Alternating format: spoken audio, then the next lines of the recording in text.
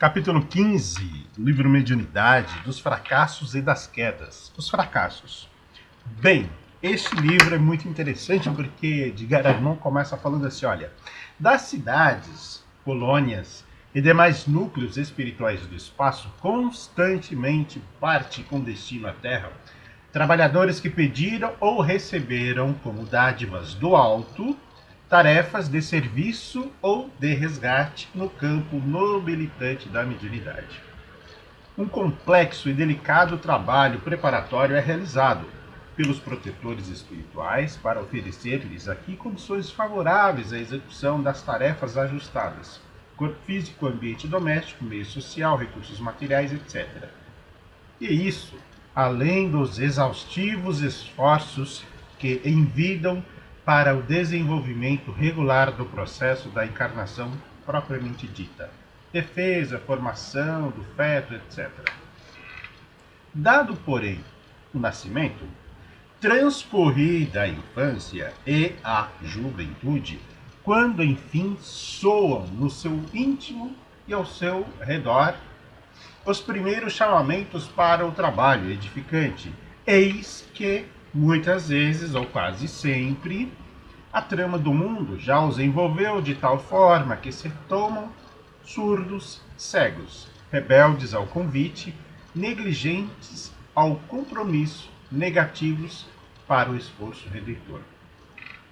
Deixam-se dominar pelas tentações da matéria grosseira, aferrem-se ao que é transitório e enganoso e, na maioria dos casos, somente ao guante da dor e a poder de insistentes interferências punitivas, volvem seus passos relutantemente para o caminho sacrificial do testemunho.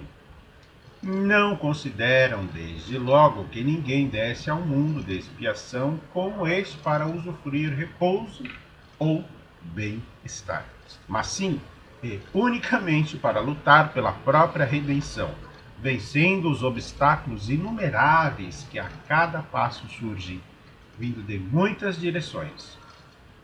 Os dirigentes das instituições assistenciais ou educativas do espaço têm constatado, como regra geral, que poucos, muito poucos médiuns, triunfam nas tarefas e que a maioria fracassa lamentavelmente, apesar do auxílio e da assistência constantes que recebem dos planos invisíveis.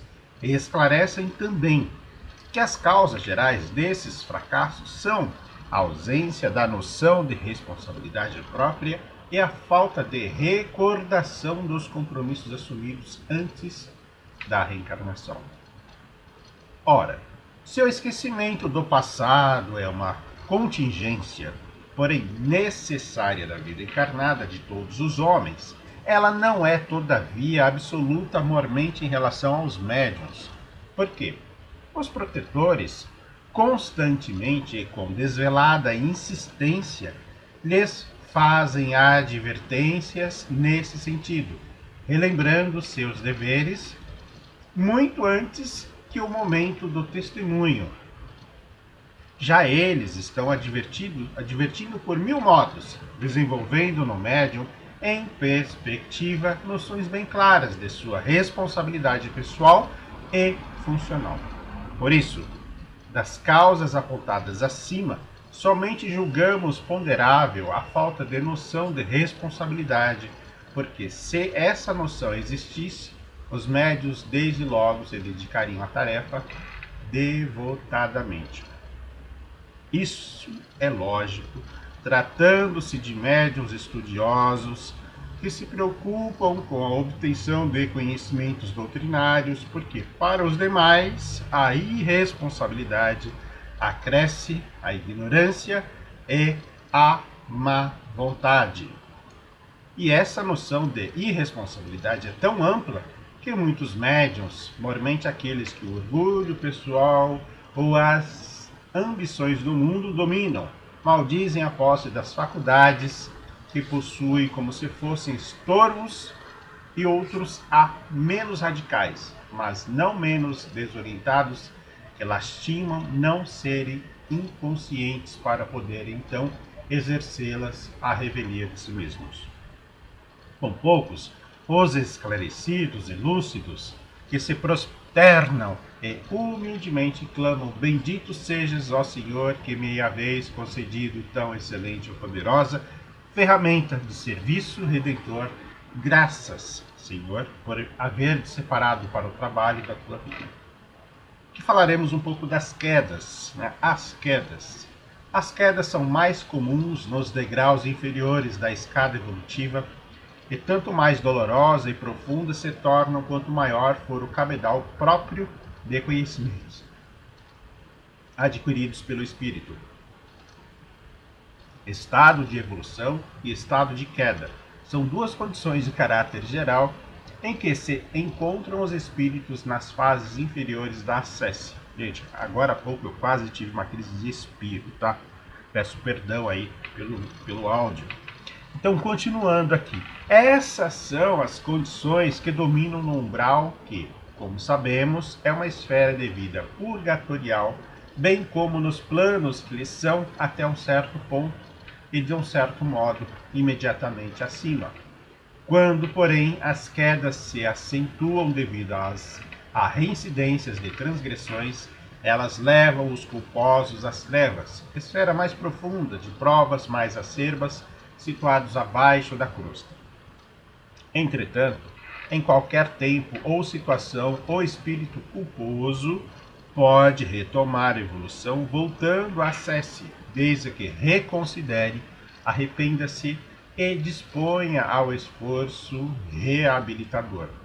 A misericórdia divina cobre a multidão dos pecados e dá ao pecador incessantes e renovadas oportunidades de redenção. A redenção, pois, não é um acontecimento extraordinário, um ato de juízo final, mas sim a manifestação da misericórdia de Deus em muitas oportunidades no transcurso do esforço evolutivo.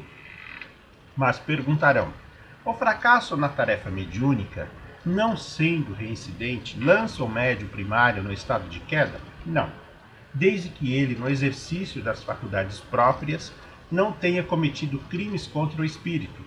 Esse fracasso primário traz ao médium uma parada na ascese evolutiva. Fica ele em suspensão, aguardando nova oportunidade, temporariamente inativo, dependendo de nova tarefa redentora que lhe será ou não concedida conforme as circunstâncias do fracasso, negligência, vaidade, cupidez, etc. Mas lançá-lo-á na queda se praticou o mal conscientemente, se permitiu que suas faculdades fossem utilizadas pelos representantes das forças do mal, se orientou seu próximo por maus caminhos, se lhe destruiu no espírito a semente redentora da fé ou lhe perverteu os sentimentos, fazendo regredir a animalidade. Enfim, se deturpou a verdade, lançou seu próximo ou a si mesmo no caminho do erro e da iniquidade. Há uma lei invariável que preside a esse assunto quando o médium se dedica à tarefa em comunhão com os espíritos do bem. Está em estado de evolução quando, ao contrário, a despreza ou por mau procedimento dá causa ao afastamento desses espíritos. Cai então sob a influência dos espíritos do mal e entra em estado de queda. A esse respeito, diz André Luiz, no campo da vida espiritual, cada serviço nobre recebe o salário que lhe diz respeito, e cada aventura menos digna tem o preço que lhe corresponde. Vou fazer uma pausa aqui.